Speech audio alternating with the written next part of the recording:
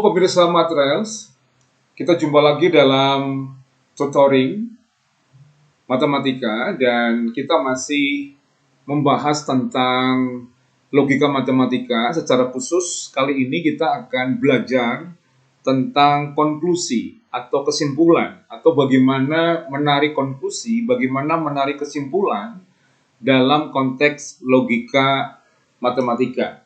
Langsung saja kita masuk ke materinya. Menarik kesimpulan harus menggunakan metode yang bisa dirumuskan sebagai proposisi yang bersifat tautologi. Tautologi adalah proposisi atau pernyataan yang selalu benar dalam segala kemungkinan.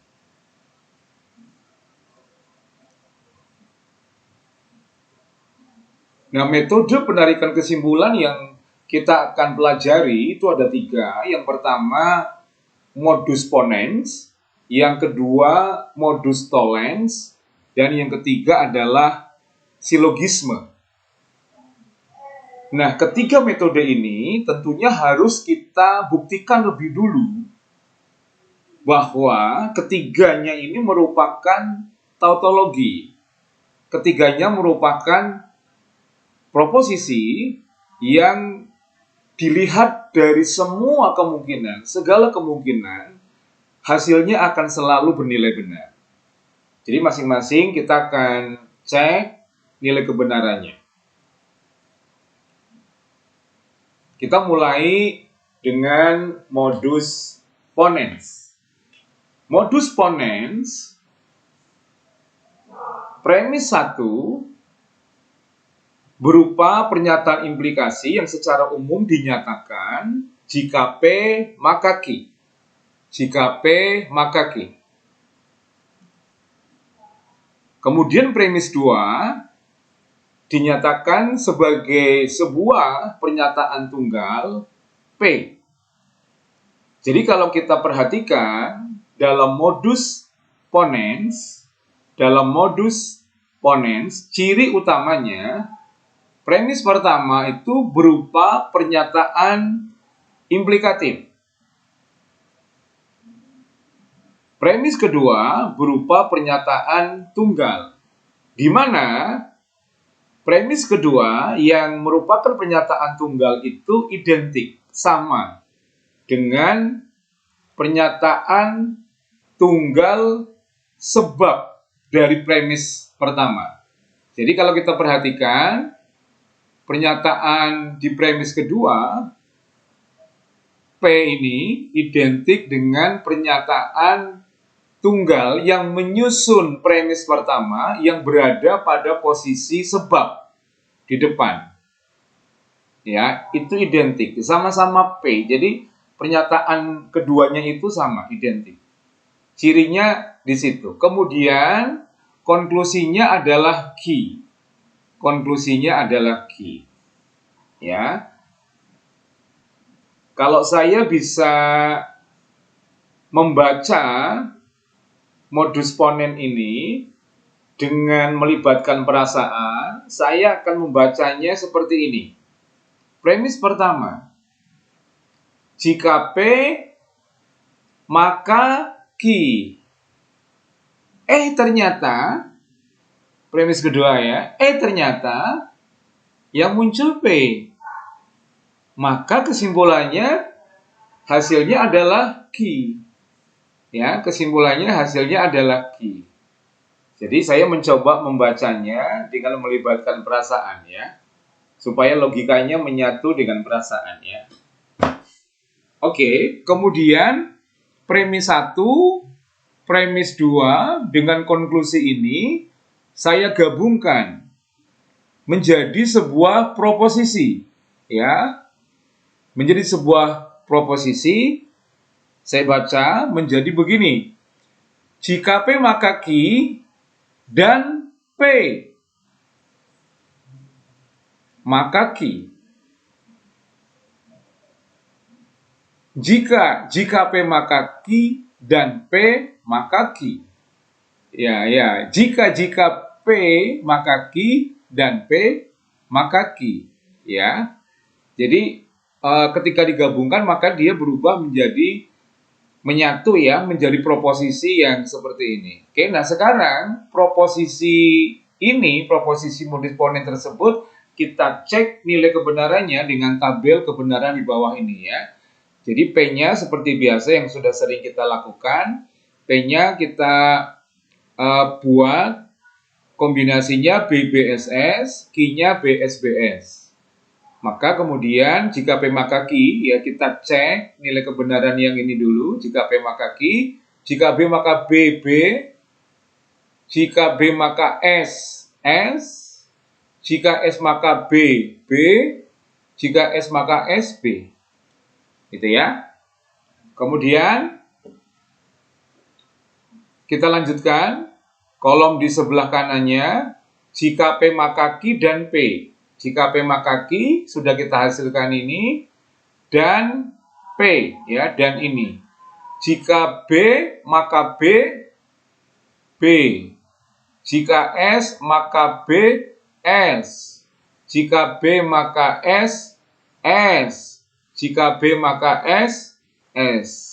Oke. Kemudian jika P maka Q dan P ini, maka Q. Gitu ya. Berarti ini, jika ini, maka ini. Gitu ya. Jika ini, maka ini. Oke. Jika B maka B, B. Jika S maka S, B. Jika S maka B, B. Jika S maka S, B. Oke ya.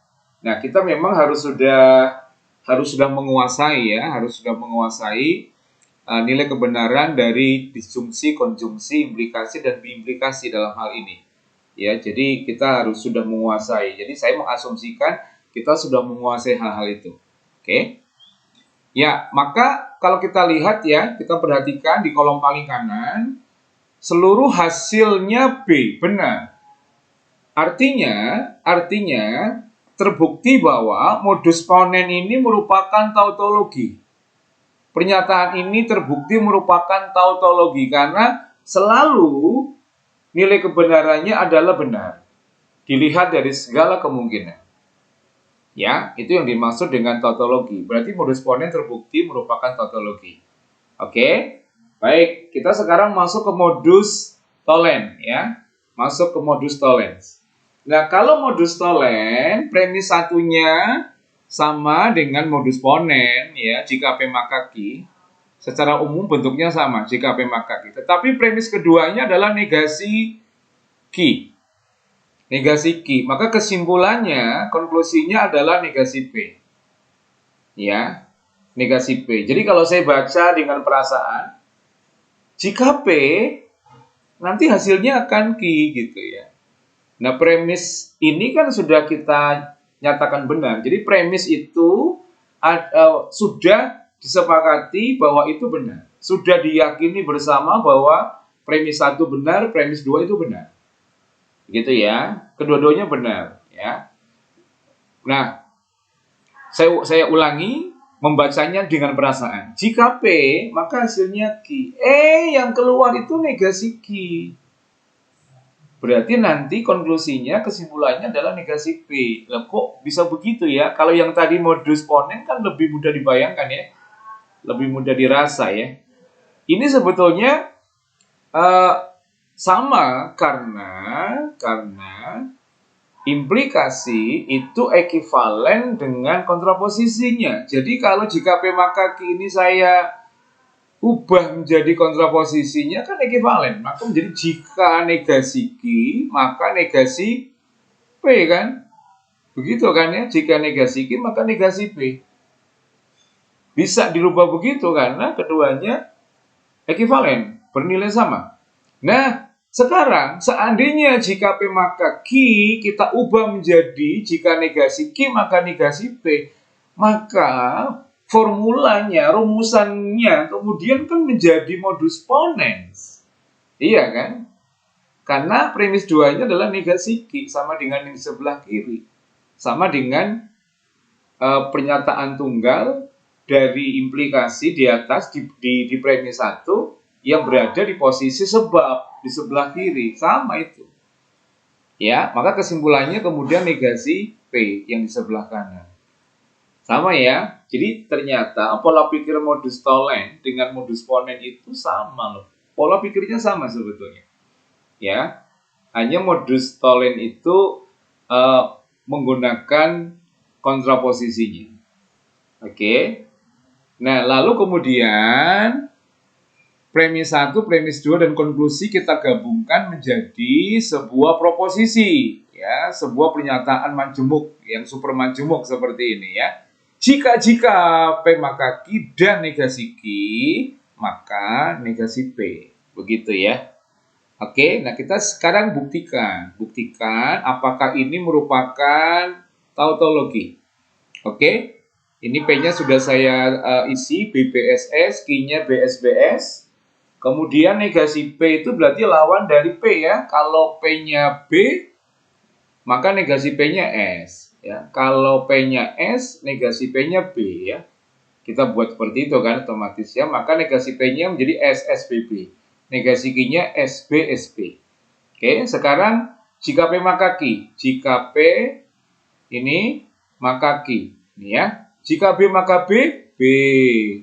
Jika B maka S, S. Jika S maka B, B. Jika S maka S, B.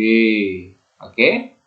Jadi kita memang sudah harus menguasai ya. Sudah menguasai nilai kebenaran untuk disjungsi, konjungsi, implikasi dan biimplikasi. Oke.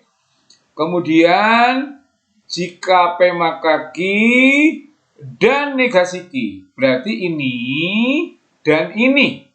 Ya. Kita mulai. B dan S. S, ya kan? S dan B, S. B dan S, S. B dan B, B. Oke. Kemudian yang terakhir, ini. Jika ini, maka ini ya. Maka negasi P ya. Berarti ini sebabnya, kemudian negasi P-nya adalah akibatnya ini. Oke. Kita mulai. Jika S, maka S, B. Jika S maka S, B. Jika S maka B, B. Jika B maka B, B lagi. Terbukti bahwa modus tollens merupakan tautologi, sehingga dia sah kalau nanti kita gunakan sebagai tools untuk menarik konklusi atau kesimpulan. Oke, ya. Kita lanjutkan sekarang ke silogisme. Ya, nah silogisme premis 1 dan 2 itu sama-sama merupakan pernyataan majemuk implikatif ya, yang saling berurutan sebetulnya. Jadi premis 1 jika P maka Q, premis 2-nya jika Q maka R. Ya. Jadi ciri-cirinya ini harus sama. Ya. Akibat di premis 1 harus merupakan sebab di premis 2. Ini sama-sama Q. Maka hasilnya kemudian jika P maka R ya, jika P maka R. Begitu. Nah, kalau kita gabungkan menjadi seperti ini ya. Jika P maka Q dan jika Q maka R, maka jika P maka R. Begitu ya. Kita gabungkan menjadi seperti itu ya. Membacanya aja menjadi susah ya rasanya ya. Oke, kita sekarang cek nilai kebenarannya. Apakah benar dia merupakan tautologi? Kalau benar, maka boleh kita gunakan. Kalau tidak boleh kita gunakan sebagai alat dalam pengambilan kesimpulan atau konklusi. Nah, ini ada PQR ya. Pernyataan tunggal penyusunnya itu ada 3, PQ dan R. Maka nilai kebenarannya, variasi nilai kebenarannya menjadi lebih banyak ya. 2 kali 2 kali 2 menjadi 8. Kita buat 8 baris ini. 1, 2, 3, 4, 5, 6, 7, 8. P-nya BB, SSSS. Q-nya BBSS, BBSS. R-nya BS, BS, BS, BS, BS. Oke? Kita mulai dengan jika P maka Q. Ini. Berarti jika B maka B, B. Jika B maka B, B. Jika B maka S, S. Jika B maka S, S. Jika S maka B, B. Jika S maka B, B. Jika S maka S, B. Jika S maka S, B. Ya. Lalu jika Q maka R. Ini kita mulai. Jika B maka B, B. Jika B maka S, S. Jika S maka B, B. Jika S maka S, B. Jika B maka B, B. Jika B maka S, S. Jika S maka B, B. Jika S maka S, B. Oke.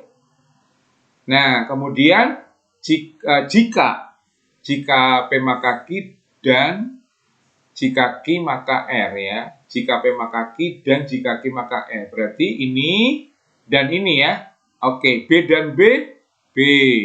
B dan S, S. Ini kalau dan itu dua-duanya harus betul ya. Kalau ada satu salah saja dia menjadi salah. S dan B, S. S dan B, S. B dan B, B. B dan S, S. B dan B, B. B dan B, B. Oke. Kemudian jika P maka R belum, kita buat jika P maka R, ini. Jika ini maka ini ya. Jika B maka B, B. Jika B maka S, S. Jika B maka B, B. Jika B maka S, S. Jika S maka B, B. Jika S maka S, B. Jika S maka B, B. Jika S maka S, B. Oke, nah terakhir ini ya. Jika ini, maka ini. Berarti jika ini, maka ini. Oke, jika B maka B, B. Jika S maka S, B. Jika S maka B, B. Jika S maka S, B. Jika B maka B, B. Jika S maka B, B. Jika B maka B, B. Jika B maka B, B. Iya, terbukti semuanya benar. Berarti silogisme juga merupakan tautologi. Sehingga bisa kita pakai, bisa kita gunakan sebagai alat untuk menarik kesimpulan atau konklusi. Nah, inilah alat-alat, metode-metode yang kita akan pakai dalam penarikan kesimpulan dalam konteks logika matematika. Selanjutnya, di video berikutnya kita akan bahas penerapan dari rumusan-rumusan ini, dari metode-metode ini. Oke, sampai jumpa di video berikutnya. God bless.